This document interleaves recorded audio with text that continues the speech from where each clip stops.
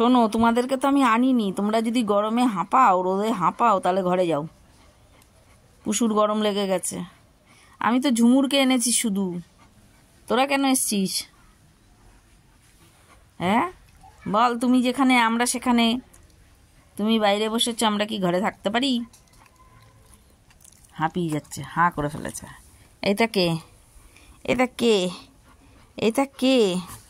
বল, আমি আপনাদের মিষ্টিটা নিয়ে নেই।